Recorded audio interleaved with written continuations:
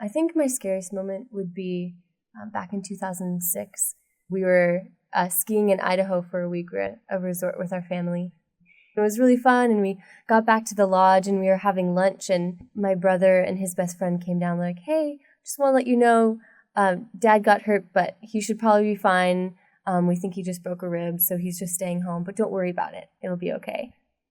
2 weeks later, my mom and him left for a doctor's appointment just because he kind of felt a little stiff and didn't feel right, and he didn't come back for 3 more weeks.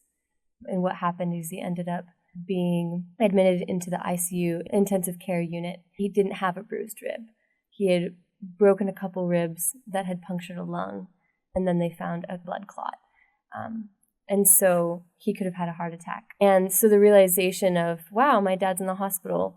So that was kind of scary, but it didn't really hit me until I walked into the room and I saw dozens of tube, he was connected to dozens of tubes, and he didn't even look himself. He was bloated. They had put so much fluid into him. He was on a ventilator, so he wasn't even awake.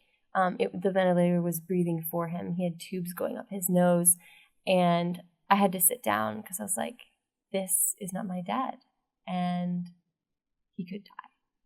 So sometimes the scariest moment is not found in hearing what has happened to someone, but when you actually see them and what happened and what actually happened to them and how they're not who they were, and then not knowing if it would ever change.